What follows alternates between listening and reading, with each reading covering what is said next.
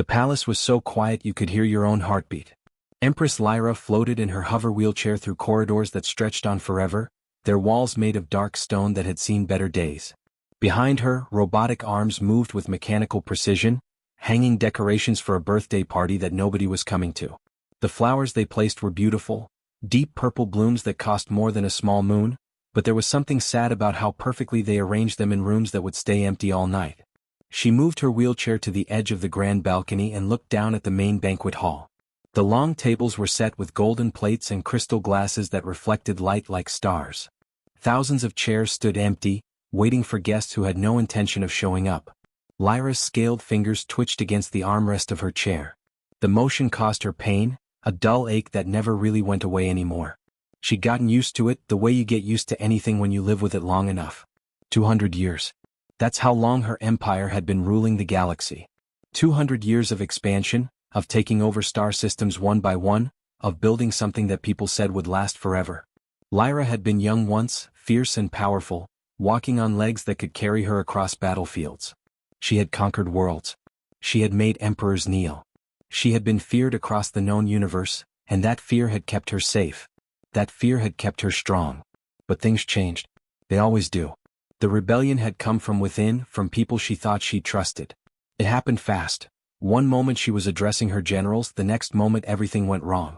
The blast that took her legs had hurt, sure, but the real pain came later, when she realized that all those people she'd ruled over, all those nobles who'd sworn loyalty to her, they didn't actually care. They just cared about power. Once she lost her ability to walk, to move freely, to command armies in person, they stopped pretending to like her. They stopped visiting. They stopped calling. They stopped remembering her birthday.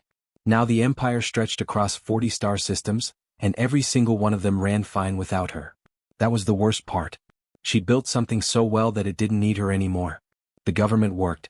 The military stayed strong. The economy kept growing. And nobody noticed that their empress was sitting alone in a palace so big that it took 20 minutes just to walk from one end to the other. Well, it used to take 20 minutes when she could walk. Lyra's eyes, which were a deep gold color with vertical pupils like a dragon's, looked out at the city lights beyond the palace walls. Somewhere down there, people were celebrating their own birthdays, having parties with friends and family. The thought made her chest feel tight in a way that was different from the physical pain. She'd ruled over billions of people, and yet she was alone. More alone than she'd ever been. The robotic servants finished their work and left the hall in silence. Lyra waited, hoping that maybe someone would come. Maybe one of the younger nobles would remember her. Maybe someone would feel bad about ignoring her. But as the hours passed and the sun started to set outside the palace windows, she understood that nobody was coming. The birthday dinner had been planned for weeks. Invitations had been sent out. But not a single response had come back. She thought about the old days when she was strong and could fight her own battles. Back then she never would have imagined feeling this way, this empty, this forgotten, this small. Power had a funny way of making you feel big until the moment it was gone. Then suddenly you realized that power was the only thing that had made you feel that way. Without it, you were just another being trying to fill the hours of the day. Lyra moved her wheelchair away from the balcony and floated back through the halls toward her private chambers. The palace was so big that the sound of the wheelchair's motor was the only thing she heard. It was a soft humming sound, almost peaceful if you didn't think about what it meant. It meant she couldn't walk. It meant she had to rely on machines to move around. It meant she was broken in ways that couldn't be fixed. As she passed by windows, Lyra could see her reflection in the dark glass. She looked old. Not old like humans get old, but old in a different way. Tired. Like someone who'd been carrying a heavy weight for too long. She'd spent 200 years building an empire, and now that empire had no use for her. It was a strange thing to realize on your birthday, that you could have everything in the galaxy and still have nothing at all. The old truck wasn't much to look at anymore. Its paint had faded from years of work in the hot sun of Station 9, and there were dents along the side that told stories of a hard life. But it still ran, and that's all that mattered to Derek. He gripped the steering wheel as he guided the vehicle toward the palace landing bay, his knuckles white from tension. Beside him, his 7-year-old son Connor had his face pressed against the passenger window, eyes wide and glassy with amazement. "Dad, is that really where the Empress lives?" Connor asked, his voice small and filled with wonder. The kid had never seen anything like this before. Station 9 was a working-class place, grimy and practical. People there fixed things, built things, made do with what they had. The palace was something else entirely. It rose up like a mountain made of crystal and metal, so big that it hurt to look at it straight on. Derek didn't answer right away. He was trying to figure out what was happening himself. The summons had come 3 days ago, a message on his work terminal that didn't make any sense.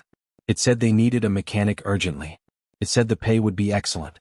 It said they would send a transport to pick him up. Derek had read it 5 times, thinking it must be some kind of mistake. He was a salvage mechanic from Station 9. He fixed broken engines and old hover platforms for people who couldn't afford anything better. What could someone like him possibly offer to the Empress of the entire galaxy? But then he looked at Connor. His son was wearing shoes that were 2 sizes too small because Derek couldn't afford new ones yet. The kids' lunch at school was usually just bread and cheap protein paste. They lived in a small apartment where the heating barely worked in winter, and Derek worked 14-hour days just to keep them afloat since Connor's mother had left. The message said enough credits to cover 3 months of rent. 3 months. That might be the most money Derek had ever held in his life. So he'd said yes. Now, pulling up to the palace landing bay, Derek was starting to regret that decision. This place was too big, too important, too far above his station in life.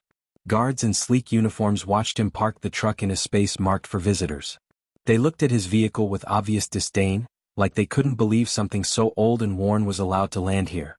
Derek took a breath, unbuckled Connor from his seat, and stepped out onto the shimmering floor of the landing bay. "Wow," Connor breathed, looking around at everything. "Dad, this is so cool." An artificial voice spoke from a small device mounted on the wall. It was cold and formal, the kind of voice that made you feel like you were bothering someone important. "Derek Chin. You are expected. Proceed through the marked entrance. Do not deviate from the designated path." Derek gripped his son's hand tightly. Connor's small fingers wrapped around his palm, and Derek could feel the kid trembling slightly. Was it fear or excitement? Probably both. They walked through the entrance the AI had indicated, and suddenly they were inside the palace. It was overwhelming. The ceilings were so high that you couldn't really see them properly, they seemed to fade into darkness above. The walls were smooth and cold, made of materials Derek didn't recognize. Everything was clean, impossibly clean, in a way that made Derek acutely aware of the grease permanently stained under his fingernails. He tried to hide his hands in his pockets, but it was too late. The damage was done. More AIs guided them through the corridors, speaking in that same cold, formal voice. Derek lost track of the turns they made. Everything looked the same, endless hallways, sleek doors, the soft hum of advanced technology everywhere. Connor stuck close to his father, his wonder gradually fading into uncertainty. The palace wasn't exciting anymore. It was intimidating. It made you feel small. "Your accommodation has been prepared," the AI announced as they stopped in front of a door.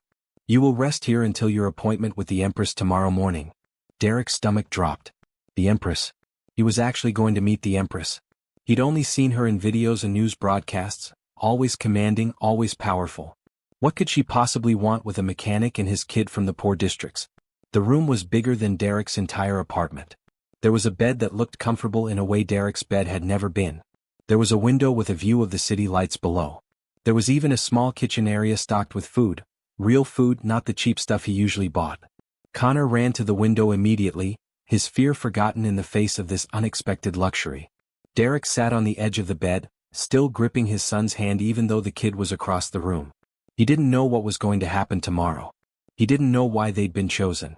All he knew was that his son needed him to be brave, so he was going to have to find a way to be brave, even though he was terrified. The dining room was enormous, with a table that could seat 200 people. Tonight, only 3 of them were sitting at it.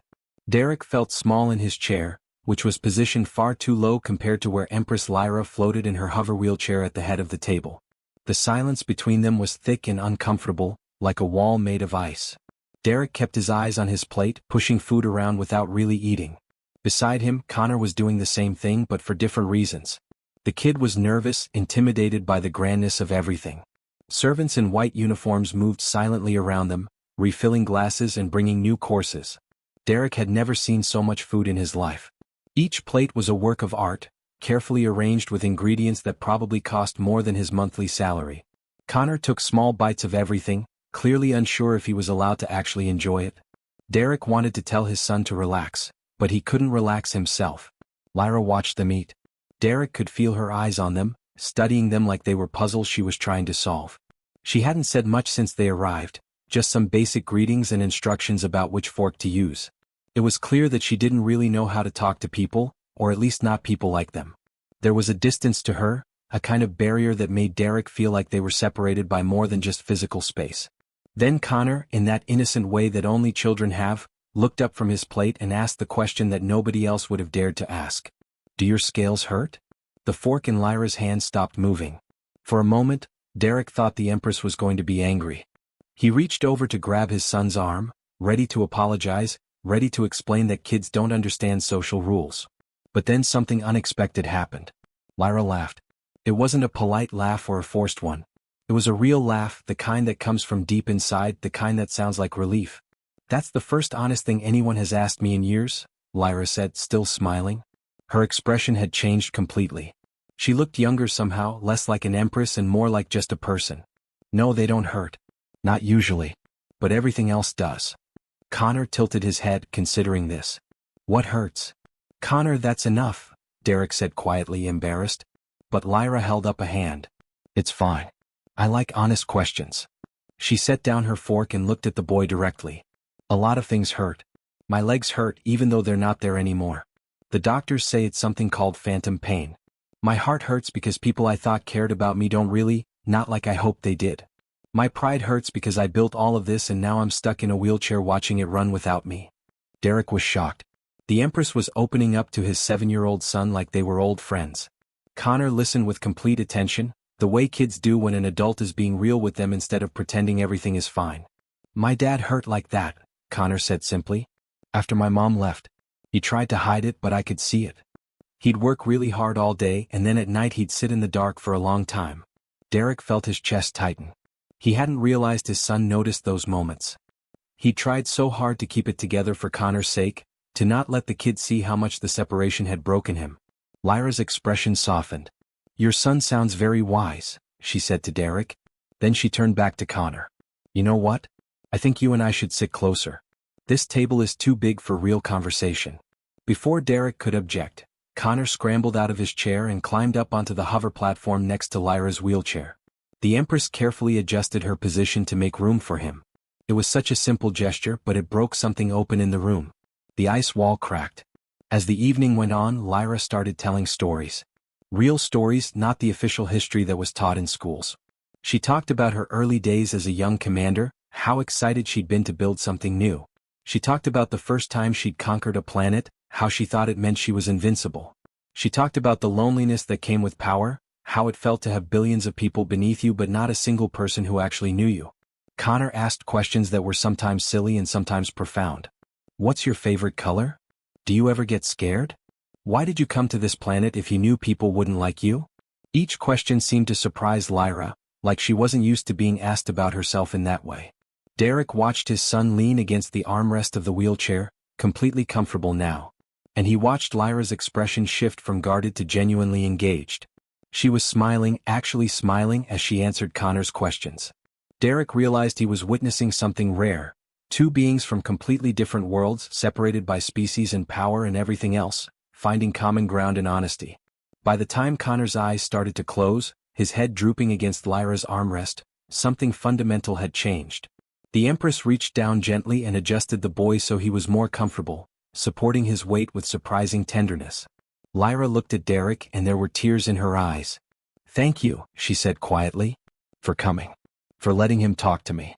For reminding me that I'm still a person underneath all of this." Derek understood then what he hadn't understood before, that loneliness wasn't about being alone. It was about being surrounded by people who didn't really see you.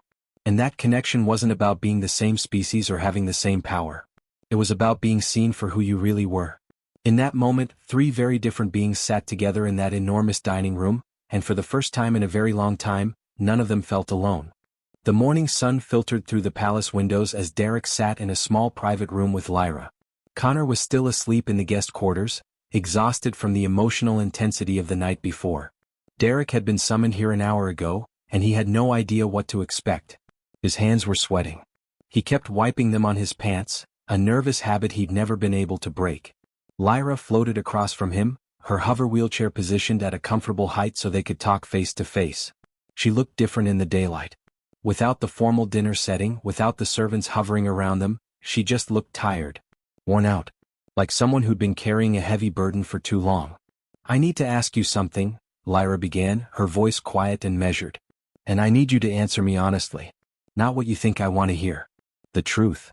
Derek nodded, unsure what was coming. "Your son is remarkable," Lyra said.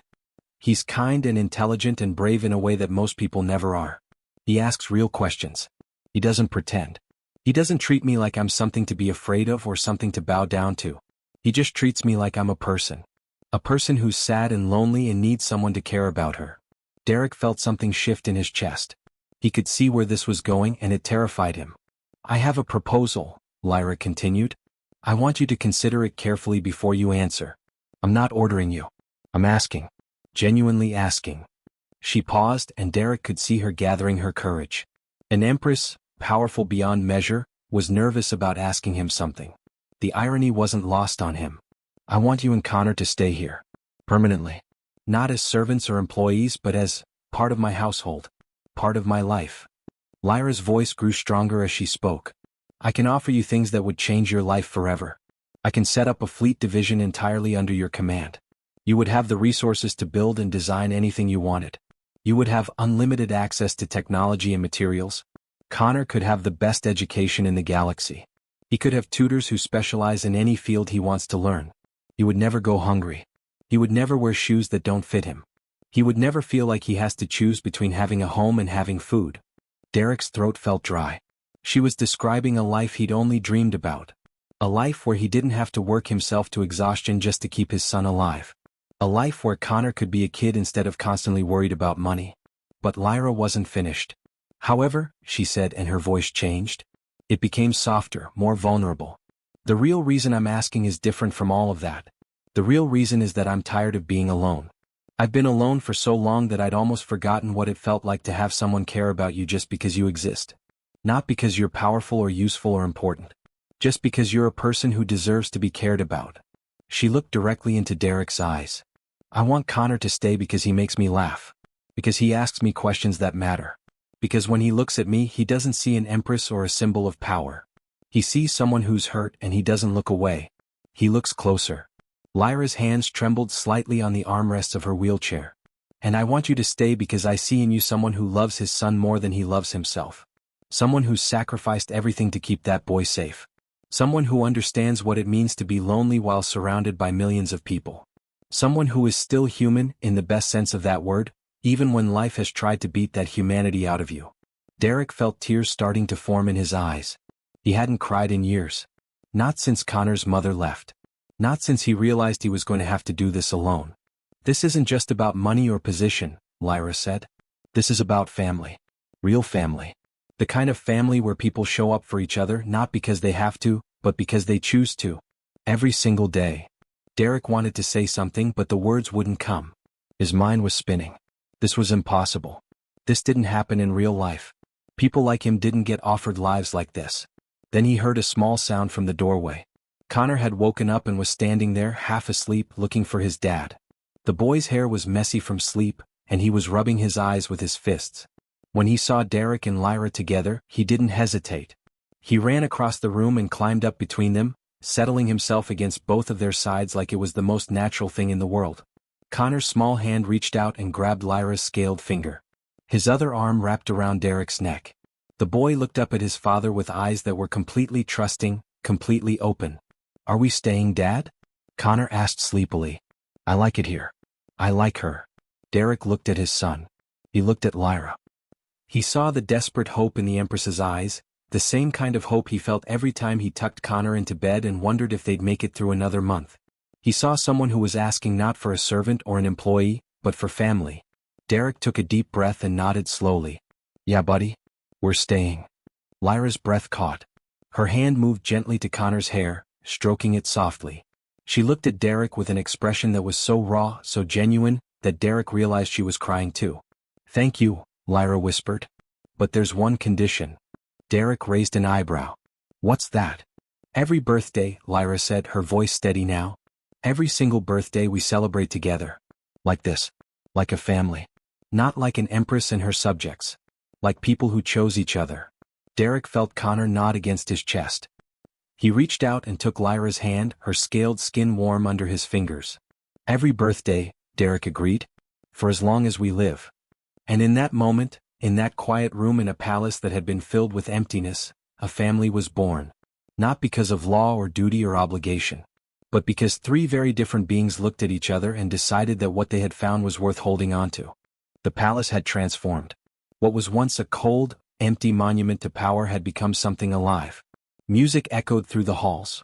Real music played by actual musicians, not just recordings. The sound of laughter, genuine and unfiltered, bounced off the walls. Lights of every color imaginable hung from the ceilings, casting everything in a warm, festive glow. The banquet hall, which a year ago had stood empty and mournful, was now packed with people. Connor sat across from Lyra at a small table, concentrating hard on the card game spread out between them. His tongue poked out slightly from the corner of his mouth, the way it always did when he was thinking. Lyra was holding her cards with one scaled hand, and with the other she was reaching out to ruffle Connor's hair whenever he made a good play. "I won!" Connor suddenly shouted, jumping up from his chair and doing a little dance. Around them people turned and smiled. A year ago, nobody would have smiled at the sight of the Empress playing cards with a small human boy. But things had changed. Everything had changed. Derek was on the other side of the room, standing with a group of engineers and mechanics. He was demonstrating the upgrades he'd designed for Lyra's hover wheelchair, showing them the new propulsion system that was faster and more efficient than anything the palace had had before. His hands moved as he talked, animated and proud. This was Derek in his element, doing what he loved, and people were listening to him with genuine interest. No one was dismissing him as just a salvage mechanic from the poor districts anymore. The guest list was remarkable. There were workers from Station 9, people who'd known Derek when he was struggling just to keep his head above water. They stood awkwardly at first, unsure of themselves in such grand surroundings, but Connor had a way of making everyone feel welcome. The boy ran around introducing people to each other, holding hands and pulling folks into conversations. He treated everyone the same, whether they were palace staff or visiting nobles. Speaking of nobles, they were here too. Not the old guard who had abandoned Lyra, but younger ones. Ones who were curious about what had changed. They'd heard the rumors, that the Empress was different now, that she laughed, that she actually seemed happy. Some came expecting to find it was all a trick or a political move. But as they saw the genuine warmth in the interactions, the real connection between Lyra and her small human family, they began to understand that something genuine had happened here. But the most surprising guests were the representatives from the conquered worlds. Species that had been under dragon rule for centuries, some of them barely treated as more than subjects. They had sent delegations, and their presence alone spoke volumes. A Vexian ambassador stood talking with palace officials, and though their translation devices distorted their voice, you could hear the curiosity in their tone. A Krell representative, a massive being whose 4 arms made them look intimidating but whose demeanor was surprisingly gentle, watched Connor with what seemed like fascination. "Your species demonstrates remarkable emotional capacity," the Krell said, watching as Connor hugged one of the palace workers.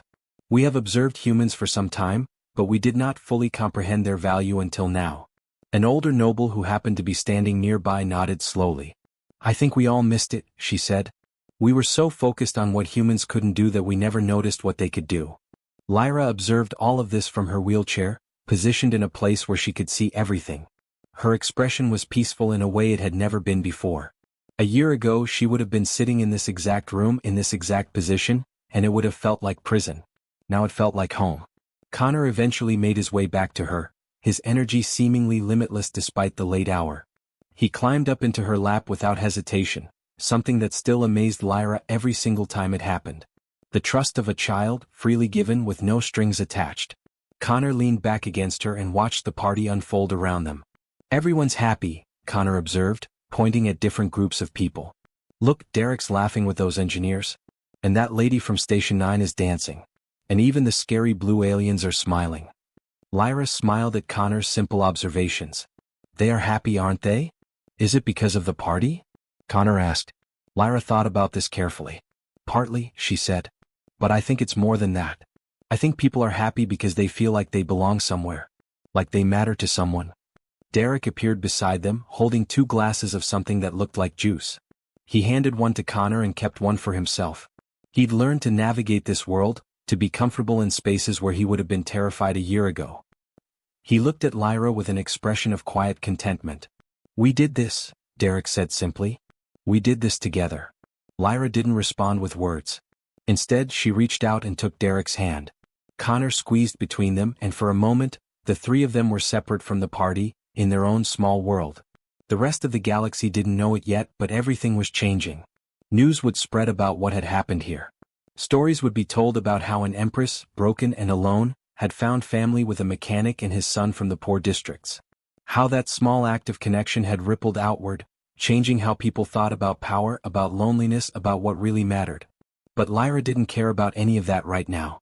She didn't care about empire or politics or what the rest of the galaxy thought. All she cared about was this moment. This single, perfect moment where she was surrounded by people who had chosen to stay. Not because they had to, not because it would benefit them, but because they loved her. Because they saw her as a person worth loving. She'd spent 200 years conquering galaxies, building an empire that stretched across the stars. She'd commanded armies and ruled over billions. But none of that had ever felt like this. None of that had ever filled the empty spaces inside her the way that Connor's laugh did, or Derek's steady presence beside her. In the end, Lyra realized humanity's greatest strength had never been their technology or their military strategy or their clever tactics. It was their ability to see past power and fear and loneliness. It was their capacity to love someone just because that person needed to be loved. It was their refusal to let anyone suffer alone, even when that person was an empress who'd ruled over them. As Connor fell asleep against her chest and Derek's arm wrapped around both of them, Lyra understood that she had finally won something real. Not a planet, not an empire, but something infinitely more valuable. She had won a family. And that was everything.